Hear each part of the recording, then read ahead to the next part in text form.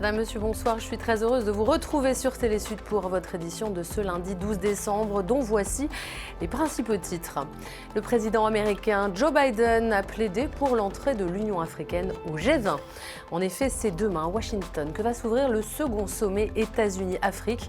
L'occasion pour Joe Biden de défendre l'intégration de l'Union africaine au G20, alors qu'actuellement, seule l'Afrique du Sud fait partie de ce groupe qui rassemble les économies les plus avancées au monde.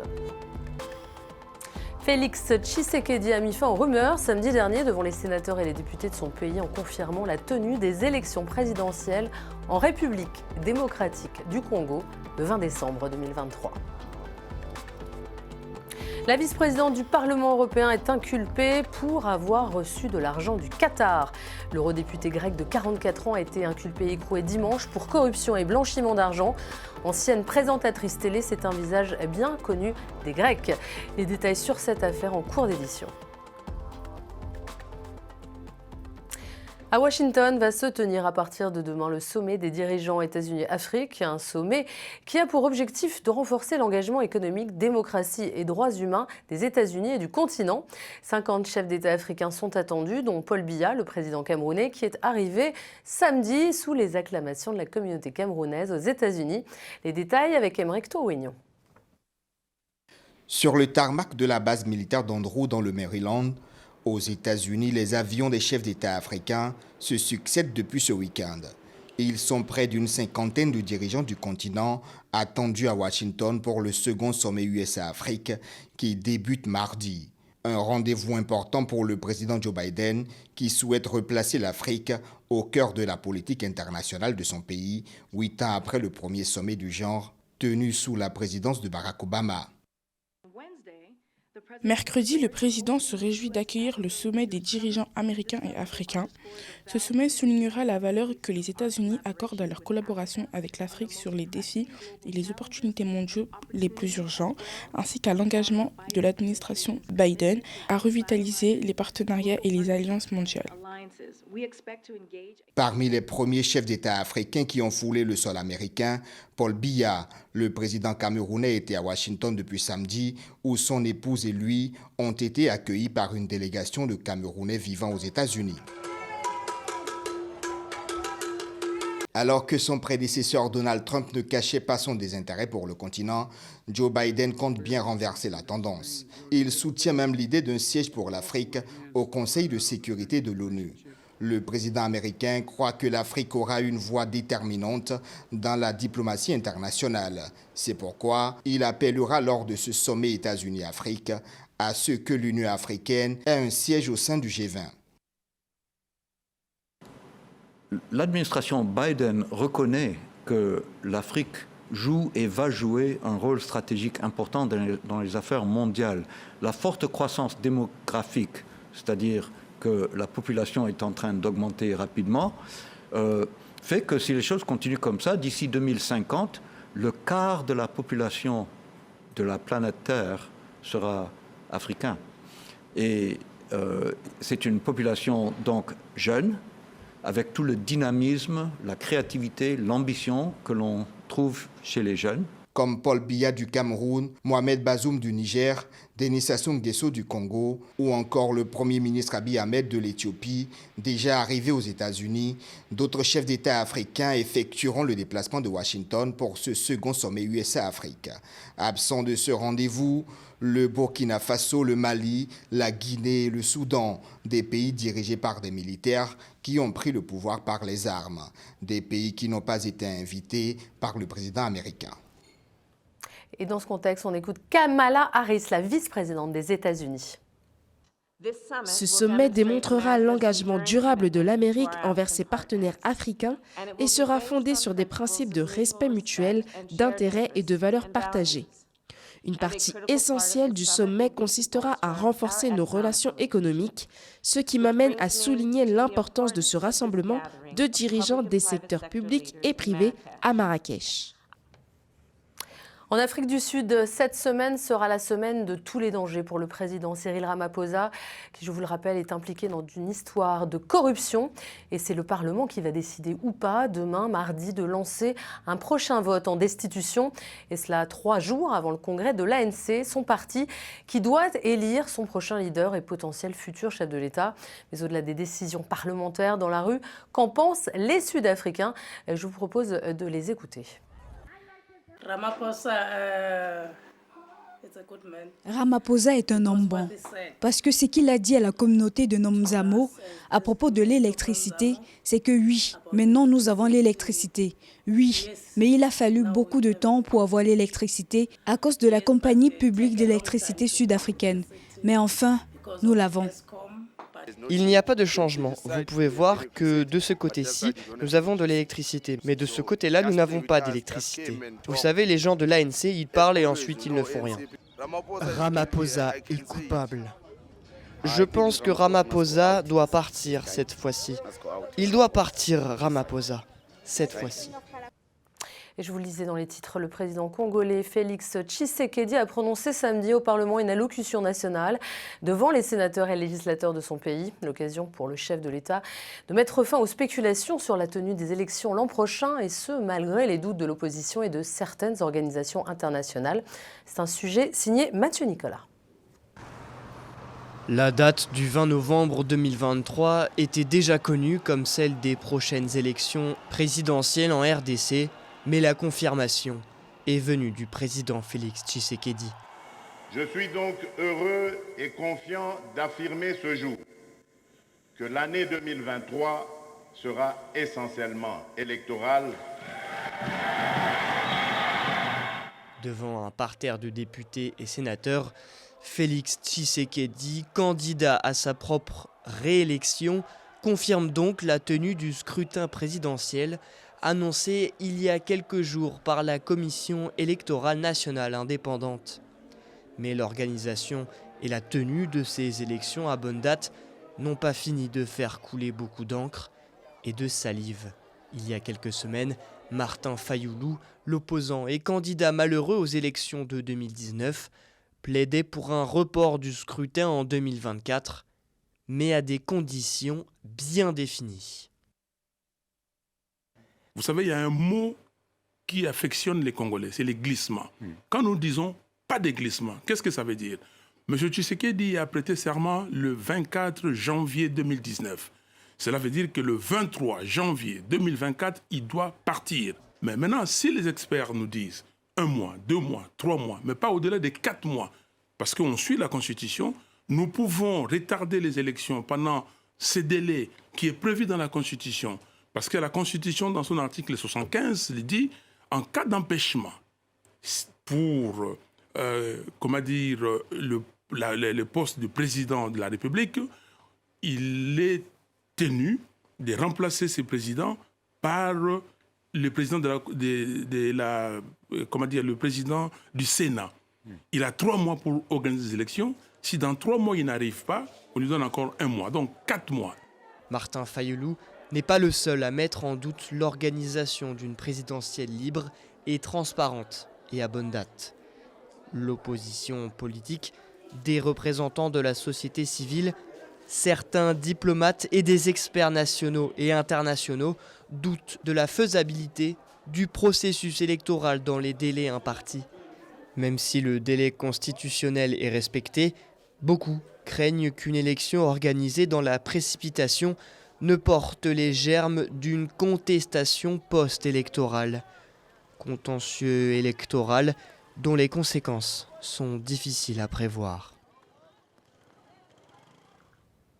En attendant ces élections, le conflit qui oppose la RDC aux rebelles du M23 se poursuit, avec notamment la communauté Tutsi qui est présente dans cette région et qui se dit victime de menaces, de préjugés et d'arrestations arbitraires. Des préjugés tenaces qui peuvent parfois avoir de graves conséquences. Les détails avec Soukaina Skadi. Devant la caméra, cette femme Tutsi qui accepte de témoigner ne veut ni montrer son visage, ni donner son prénom. Trop dangereux pour sa vie, convaincue qu'elle pourrait être tuée par ceux qui accusent les personnes comme elle d'être une étrangère. Aujourd'hui, on veut nous chasser. On nous accuse de ne pas être congolais. On nous dit de rentrer chez nous. Mais c'est ici chez nous. Je ne connais pas le Rwanda. Et si j'y vais, je n'ai personne pour m'accueillir. Je ne connais pas un seul village où je peux me rendre au Rwanda. Je suis congolaise.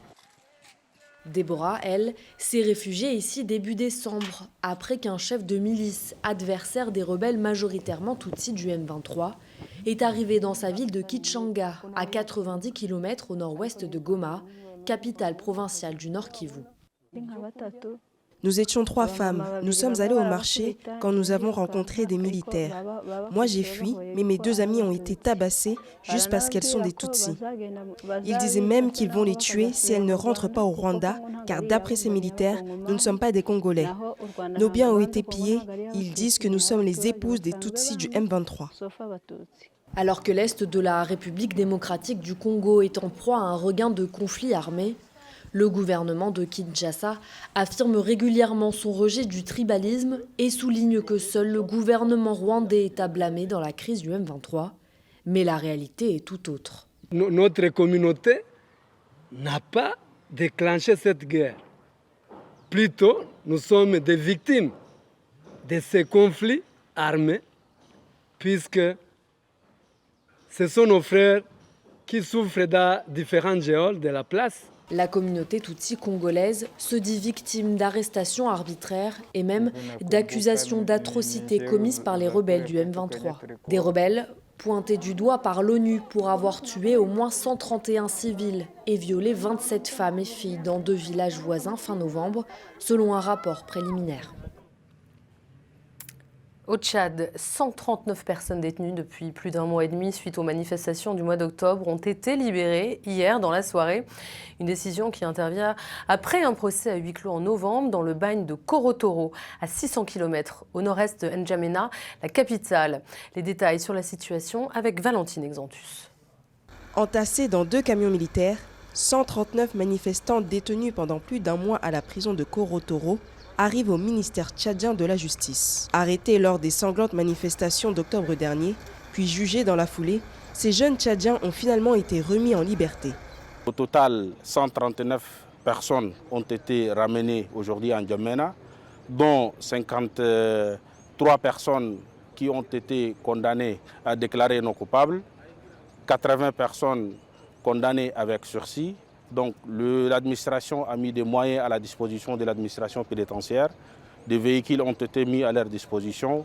Aujourd'hui, les 139 personnes sont ramenées à N'Djamena. Ils sont munis de leur ordre de mise en liberté définitive en main. Il y a une dizaine de jours, le traitement des 401 manifestants détenus à la prison de haute sécurité de Korotoro pour troubles à l'ordre public et violence avait révolté l'opinion publique et notamment les avocats tchadiens, qui avaient annoncé la suspension de leur activité pendant la période où se tiendrait leur procès. Depuis l'arrestation jusqu'à la phase de jugement a été entachée d'illégalité. Voilà pourquoi le barreau a décidé de ne pas accompagner cette forfaiture. Non seulement les avocats n'iront pas pour assister les gens à Korotoro, mais les avocats vont également suspendre leurs activités pour dénoncer cette mascarade judiciaire. Parce qu'il ne s'agit plus ici d'une question de justice. La justice du pays est remise en cause par les avocats, mais également par les évêques qui estiment que la gestion de l'affaire est une illustration de la manipulation de la vérité par l'État tchadien. Aujourd'hui, 265 manifestants sont encore détenus à Korotoro. Le Conseil de l'ordre des avocats demande leur retour dans la capitale pour la procédure en appel. Direction la Zambie maintenant, le corps de l'étudiant tué au front en Ukraine, l'Emekani Nathan Nirenda, est arrivé ce dimanche 11 décembre à l'aéroport de Lusaka avant d'être transféré à la morgue du principal hôpital de la capitale où des recherches sur les circonstances de sa mort sont en cours. Une affaire qui suscite beaucoup d'émotions sur place. Famille, amis et connaissances se sont réunis dimanche à l'aéroport de Lusaka pour accueillir la dépouille de l'Emekani Nirenda, l'étudiant zambien incarcéré en Russie, puis retrouvé mort au front en Ukraine. Inconsolable, ses proches ont accompagné la dépouille. Très malheureux, nous ne pouvions pas le croire. Toute la famille s'attendait à ce que Lemekani fasse des études en Russie lorsque nous avons entendu cette histoire. Même maintenant, nous n'arrivons pas à croire que Lemekani n'est plus là. Âgé de 23 ans, Lemekani Nirenda était étudiant à l'Institut d'ingénierie physique de Moscou. Le jeune Zambien a été condamné à 9 ans de prison en avril 2020 pour une affaire de drogue. Alors qu'il purgeait encore sa peine dans une prison près de Moscou, Lemekani a été recruté par le groupe paramilitaire Wagner, un recrutement dans le cadre d'une loi russe qui permet de gracier un prisonnier pour des opérations militaires spéciales. En septembre dernier, la nouvelle de sa mort sur le front en Ukraine fait la une des médias. Les formalités d'inhumation et de services funèbres ne commenceront, je le répète, qu'après confirmation des procédures statuaires obligatoires susmentionnées. Le gouvernement zambien avait demandé le mois dernier des explications à la Russie sur les circonstances de la mort du jeune étudiant. 2 semaines plus tard, le groupe Wagner a reconnu avoir recruté le jeune homme en prison, affirmant qu'il avait volontairement rejoint le groupe avant de mourir en héros en Ukraine. Malgré les explications du groupe Wagner, les Zambiens trouvent troublant que la mort du jeune étudiant survienne juste après que la Zambie ait voté contre l'invasion de l'Ukraine par la Russie. C'était un sujet signé Lorraine Mabou. Place maintenant au reste de l'actualité, commenté aujourd'hui par Noël Ndong et Valentine Exantus. Nous parlerons de l'attaque d'un hôtel à Kaboul, 3 morts et 18 blessés. Et puis en France, les retraites. La présentation de la réforme par le gouvernement a été reportée au 10 janvier 2023. Et enfin au Pérou, la présidente a annoncé avancer les élections générales après de violentes manifestations. C'est parti. L'attaque perpétrée lundi contre un hôtel de Kaboul en Afghanistan a fait 3 morts et 18 blessés. Le porte-parole des talibans a confirmé la mort de 3 assaillants ayant attaqué l'hôtel Logan, très fréquenté par des hommes d'affaires chinois. Ce n'est pas la première fois que des étrangers sont visés dans le pays. Le 2 décembre dernier, un agent de sécurité avait été blessé par des coups de feu tirés sur l'ambassade du Pakistan à Kaboul. Le groupe État islamique avait revendiqué l'attaque, confirmant avoir visé le chef de mission. En France, la représentation de la réforme des retraites initialement prévue jeudi a été reportée au 10 janvier. Officiellement, ce report doit permettre aux nouveaux dirigeants des Républicains et d'Europe Écologie Les Verts d'échanger avec le gouvernement. Le report a été annoncé lundi par le président Emmanuel Macron. L'exécutif avait décidé de présenter le 15 décembre ce texte très contesté, les nombreux opposants annonçant se préparer à le bloquer par tous les moyens, de la rue au Parlement. Après l'annonce du report, le gouvernement a aussitôt fourni un nouveau calendrier. La première ministre Elisabeth Borne va débuter une série de rencontres avec les présidents de groupes parlementaires mardi et mercredi. Elle recevra les organisations professionnelles et syndicales la semaine du 2 janvier 2023. La présidente du Pérou a annoncé l'avancée des élections générales après de violentes manifestations dimanche qui ont fait au moins 2 morts. Sous la pression de la rue, Dina Boluarte a annoncé en pleine nuit de dimanche à lundi qu'elle allait présenter un projet de loi visant à avancer les élections de 2026 à avril 2024, disant comprendre la volonté des citoyens. Dina Boluarte était vice-présidente jusqu'à son investiture le 7 décembre après la destitution et l'arrestation du président Pedro Castillo, après la crise provoquée par la tentative ratée de ce dernier de dissoudre le Parlement. Depuis, des protestations se sont multipliées à travers le pays, réclamant la libération de l'ancien chef de l'État et de nouvelles élections et appelant à une grève générale. Une affaire qui fait scandale dans le monde entier à l'heure de la Coupe du monde du football au Qatar. La vice-présidente du Parlement européen est inculpée pour avoir reçu de l'argent du Qatar. L'eurodéputé grec âgé de 44 ans a été inculpé et écroué dimanche pour corruption et blanchiment d'argent. Ancienne présentatrice télé, c'est un visage bien connu des Grecs. En tout, ce sont 4 personnes qui ont été écrouées dimanche à la suite d'une vaste opération de perquisition lancée à la veille du week-end par la justice belge. Elles sont soupçonnées de corruption de la part du Qatar, le pays organisateur du mondial de football. Alors que sait-on de ce scandale de corruption au Parlement européen? Élément de réponse avec Mathieu Nicolas. Le Parlement européen s'allie par des soupçons de corruption impliquant le Qatar. C'est ce que révèle une enquête de la justice belge. 5 personnes seraient impliquées, dont la vice-présidente du Parlement européen, Eva Kaili, arrêtée vendredi et écrouée dimanche dans la capitale belge. Des soupçons très graves selon la présidente de la Commission européenne, Ursula von der Leyen. En effet, les allégations contre la vice-présidente du Parlement européen sont très sérieuses et nous savons qu'elles soulèvent de sérieuses préoccupations car il s'agit de la perte de confiance des gens dans nos institutions européennes. Nous exigeons les normes les plus élevées et nous exigeons l'honnêteté et l'intégrité au-delà de ces normes élevées. Selon l'enquête, d'importants versements d'argent auraient été effectués par le pays organisateur du Mondial 2022 pour influencer la politique européenne. Le parquet fédéral a confirmé l'inculpation pour appartenance à une organisation criminelle, blanchiment d'argent et corruption. Au total, 16 perquisitions ont été effectuées, 600 000 € en liquide, du matériel informatique et des téléphones portables ont été saisis. Il y a quelques jours, des images montraient Eva Kaili défendre le Qatar devant le Parlement. Aujourd'hui, la Coupe du Monde au Qatar est la preuve, en fait, que la diplomatie sportive peut aboutir à une transformation historique d'un pays, avec des réformes qui ont inspiré le monde arabe. J'ai été la seule à dire que le Qatar est un leader en matière de droit du travail, avec l'abolition du système Kefala, l'introduction du salaire minimum, malgré les difficultés que même les entreprises européennes nient pour faire appliquer ces lois. Depuis l'annonce du scandale, les réactions se multiplient. Eurodéputés et députés nationaux y vont de leurs commentaires. En France, Yannick Jadot appelle à la création d'une commission d'enquête.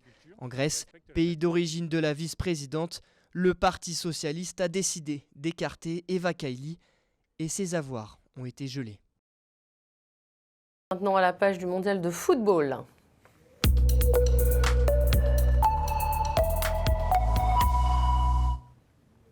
Et on ouvre notre page quotidienne du mondial avec les 2 matchs à venir. Et ça y est, on connaît désormais les 4 demi-finalistes qui vont tenter de décrocher le titre suprême.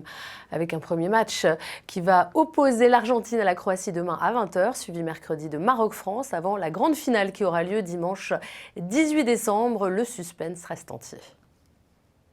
L'Argentine, eh bien, c'est l'équipe favorite, mais pour les Croates, rien n'est encore perdu. Écoutez, les joueurs croates, ils veulent rendre les supporters fiers et heureux. Écoutez. Je ne pense pas que nous aurons un plan spécial sur la façon d'arrêter un seul joueur, parce que c'est une équipe composée de très bons joueurs. Donc, nous ne nous concentrerons pas uniquement sur un seul d'entre eux. Nous voulons rendre notre peuple heureux. Nous voulons rentrer chez nous fiers et la tête haute. Je pense que c'est aussi ce que veulent les Argentins, mais nous sommes un petit pays avec un grand cœur.